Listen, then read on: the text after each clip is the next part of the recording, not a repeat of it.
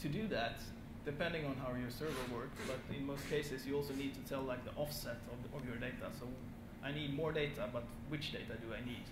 So you need to keep track of the index of your data. So I'll show you a little bit of that.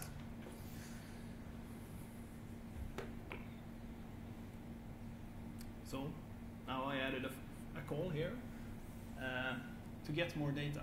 And as you see, it's the weather list data model, which is where I make the function called request more data from network. You might recall this name. You have seen it before. And the reason I can call it directly from QML is because I made the function QInvocable. So then I can access it from QML. And what I do is, I probably added something more here and then. Sorry, yeah, I should show you this as well. We also introduced a data cursor. So now for keeping track of which index we need, we inserted a data cursor that starts at 0.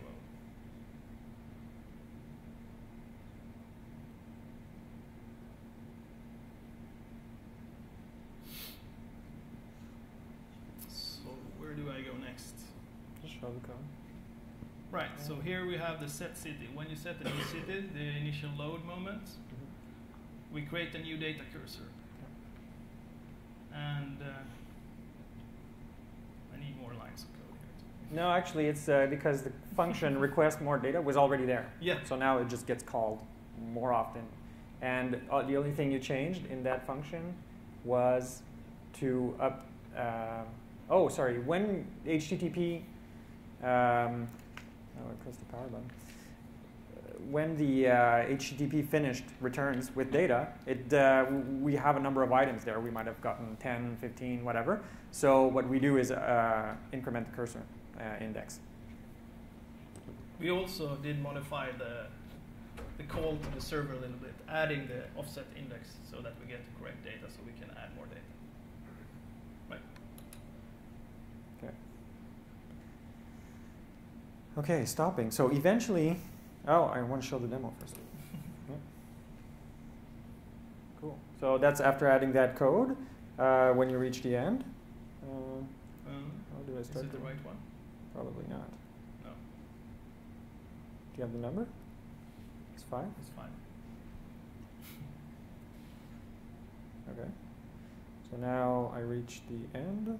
Yeah, there you go. Poof, it just adds more data. See? And poof, more data. You can just keep going and going. Yeah, you can go forever. Until the server craps out. PC. All right, so as I was saying, eventually you need to stop because that just makes no sense to go on forever. So how do you detect the end of the data reached? As I said at the beginning, you have to know your server well and read the documents. In our case, we created our own server, so we implemented what made the most sense, and that was return a 404 error when you ask for an index that's out of bounds. And can we really rely on it? In our case, yes, that's what I'm saying. If not, in the case where I had to implement it on my real world applications, I couldn't. So what we did is we kept track of the total. So every time the server gave us a response, it would include the total items. So we just checked against how many items we had against the total, and if we had reached the total, we would stop. Okay.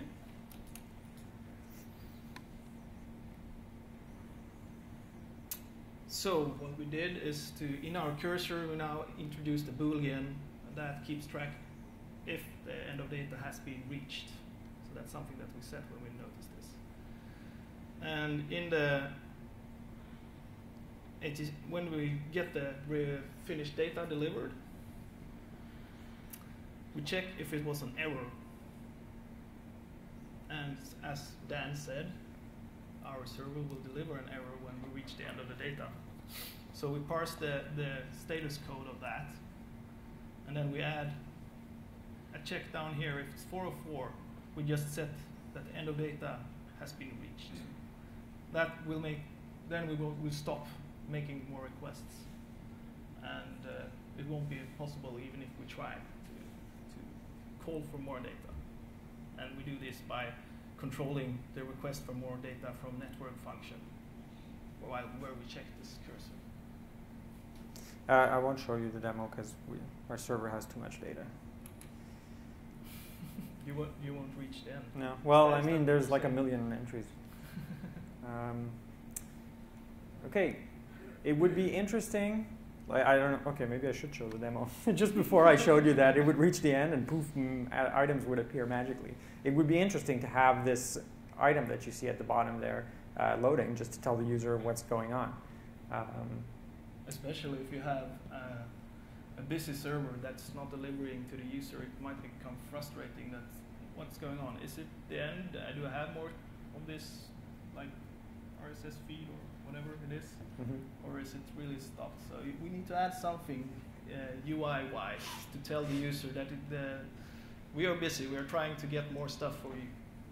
So we'll add a loading item, and I will show you how that's done.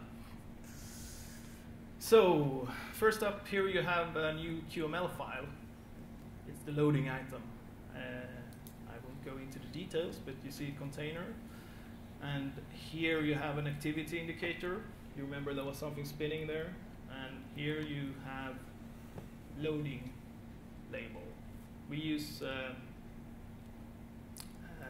what's it called? Rich text format, so the HTML way of setting the correct color of the text. Right, so there it is. But I also need to now to add it to my list item components. So now I have another type. So I have another template. It's not just the weather item anymore, it's also the weather load item. And as you see, the type is different now. So it's a load item. If it's a load item, that will be shown. If it's an item, this will be shown. Then in the weather model, I added a couple of functions. So one is insert load item, and one is remove load item. And I will show you how I use these. This is what happens now. So we ask for data, the data comes back. We want to give it to the model. We do that in load net in this function here. So the first thing we would do is try to remove the load item if there is one. So if there is a load item already, we remove it. And then we add the new data. And then at the end, we insert a load item. And the way we create the load item... And the load item is always present. You just don't know it, right? It's always at the end of the list unless there's no more data, where we have scenarios, I think, where we're not adding it. But yeah, it's always there. It's just lingering there at the end. Yeah. So the way I set up the load item for the model is just creating a Q-variant map and setting one of its keys to load item equals true. So now when I get calls to the item type, I can check, am I at the end of the list? Does the data that I get, does it contain the load item? If yes, then I return load item, and then it will be displayed a load item at the end. Good? Yeah. So this is the load item at work. Oh, no, or wrong. is it, no, wrong one. Which one is it again? 7. 7?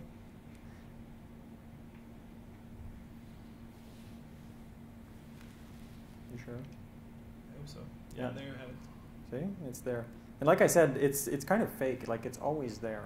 It's just to show it when you reach the end, it's there, and it's immediately visible by the user. And it's funny anecdote. When I was implementing this on the apps that I for my customer, there was a bug once, and the QA person came to me and said, "Oh, like it's not working. It's never returning from loading. But I see the loading item there, and I know it's doing something." I'm like, "No, I implemented that. It's fake. It's just showing you something, but you don't know what's going on in the back." So it's faked. Well, it's kind of fake, but it's not representative of what the network manager is doing, right? So back to the demo. No, PC. Sorry. No, the presentation.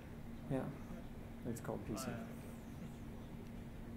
Okay, so now that we can get more data, let's do some error handling. What could go wrong? Like I said at the beginning, no connection. What's that? Oh, it's just when it craps out. Yeah, when the network manager craps out. Timeout, it could just take forever and you'll never get a response. There's server errors like the 500 internal error or all sorts of codes. Server busy, could be busy. It could be an invalid city that the server doesn't have, but we have obtained somehow or tried to reach. And it's really, like, we'll show you code for that, and the way we bubble those errors up to the user is really, it was up to us, we made the requirements, but in some cases you will want to handle it differently, you'll want to display, like you have to ask yourself, like, should I switch off the whole page and lock the app, or if the server's busy, what should I do? Should I just wait and try again later? And there's all sorts of scenarios like this that you'll need to think about.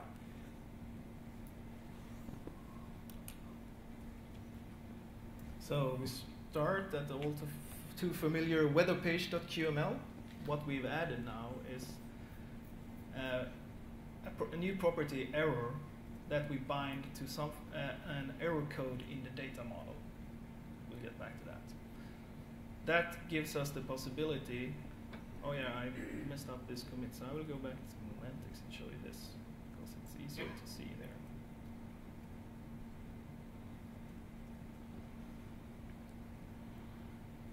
Hold on to your hands.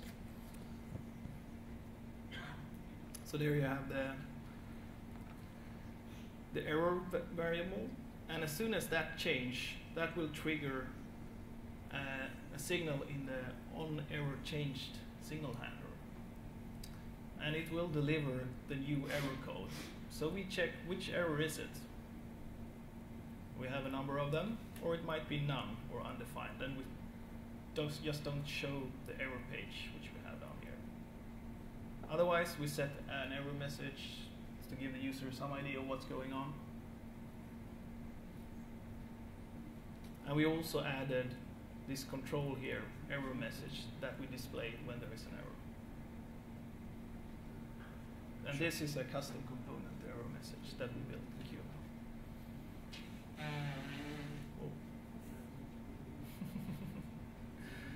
One thing that we need to do in order to use this enums that we will set up, that we read in the QML, is that we have to register the weather model that contains these enums as an uncreatable type, just to be able to use them in QML.